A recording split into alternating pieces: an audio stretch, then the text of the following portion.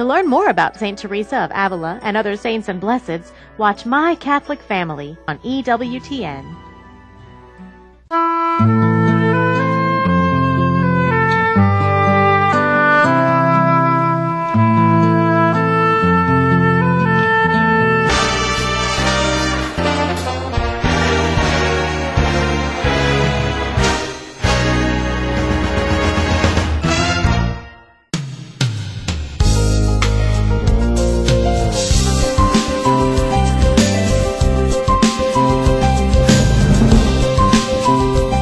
Balik kami mga kaibanghudan, sige na aton pag kiistoryahan jadi kan Willie kag kan Judy na mga representatives sa ILO na unconcerned sa ILO yun sini amo ang sektor sa mga kabataan na involved sa child labor.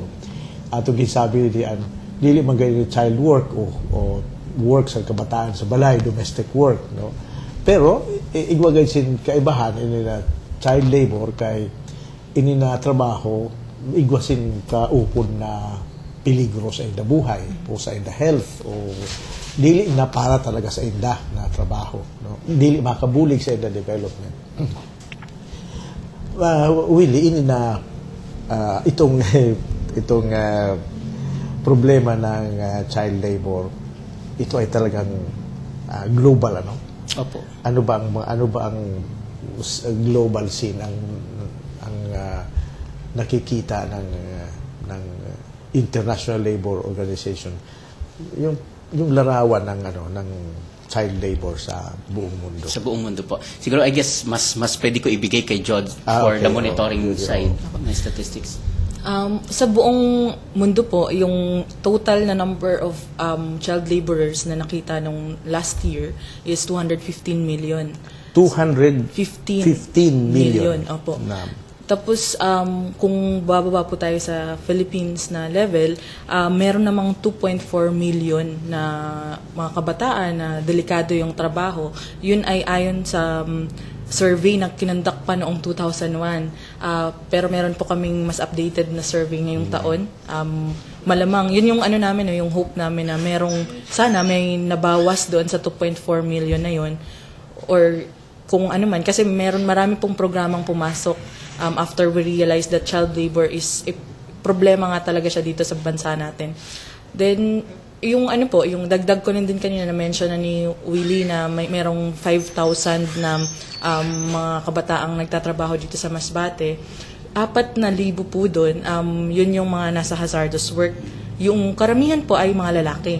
Yun po yung 2,483 sa aming datos at yung mga kababaihan 1,628. So sa Masbate umaabot ng 5,000. Opo. At saka 4,000 yan nasa hazardous. Yung hazardous.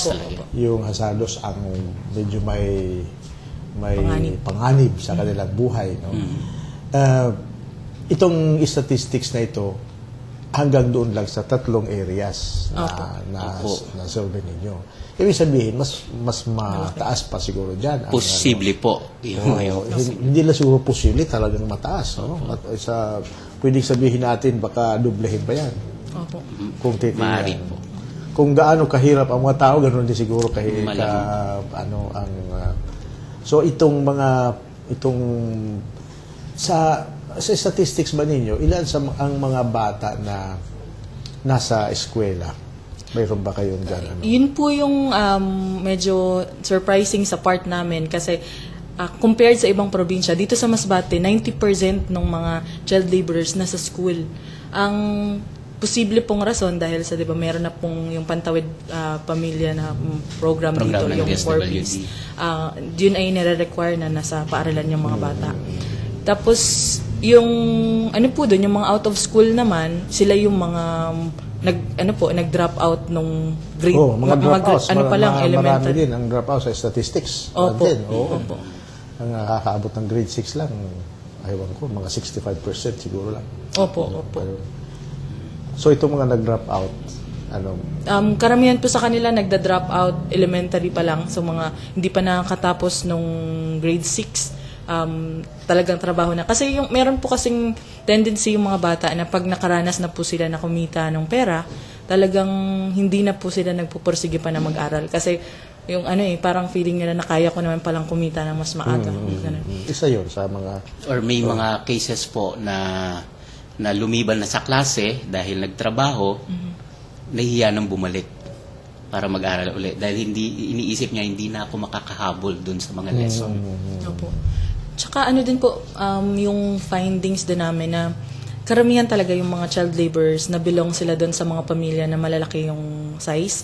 So ito yung mga 7 to, minsan nga 1 dosena yung mga anak doon sa pamilyang yun. Tapos halos lahat doon mga child laborers po.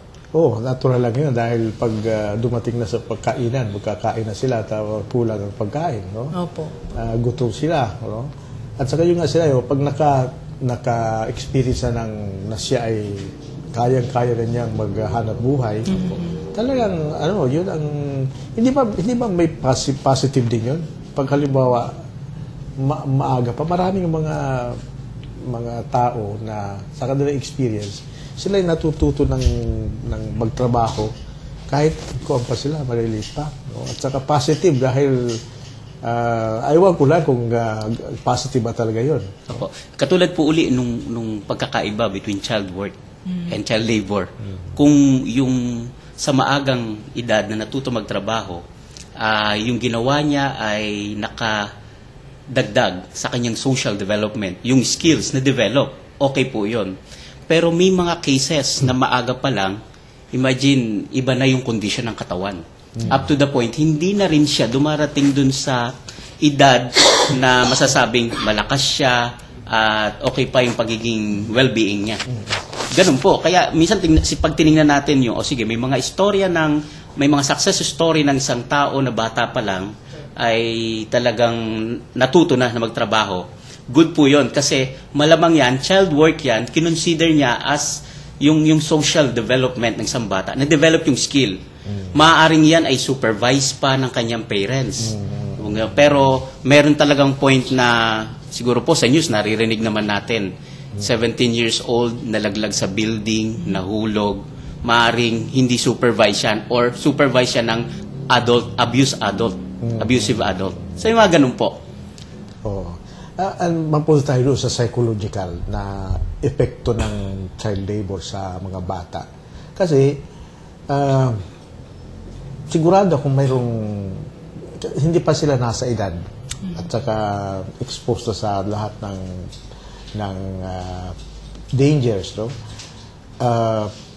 Sigurado mayroon yang epekto sa kanilang kaisipan, no? Sa psychology. Ano ba ang mga, sa tingin, anong mga findings dyan? Epekto. Halimbawa po nung psychological na effect sa bata ng child labor ay yung kapag nagtatrabaho po siya kasama yung mga abusive adults. So halimbawa yung minsan po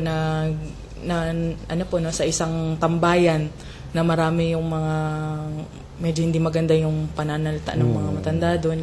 Nakukuha kasi ng bata yon, tapos parang sa palagay niya, parang akala niya okay lang yon, na nadadala niya hanggang paglaki niya.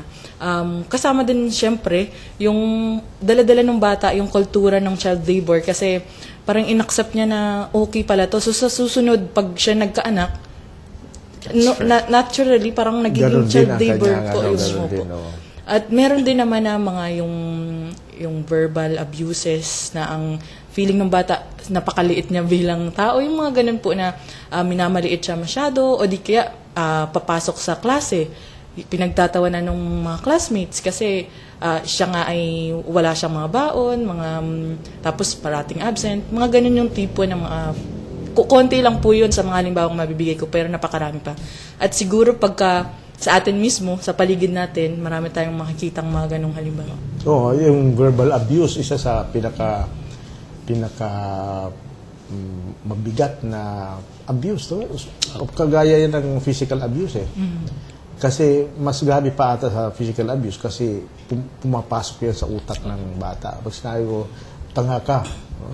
Talagang iisipin ng bata na tanga siya. No? Ganyan lang sa workplace ng mga di ba, sigawan ka, saka sabihan ka kung hindi mo, nakakaawa talaga yung bata, no? Plus, considering the 4 basic rights po na binanggit natin kanina, so yung effect niya psychologically, kung protection, ang feeling ng bata, wala namang magpo-protect sa akin kundi ako. Kaya Tama, kailangan ko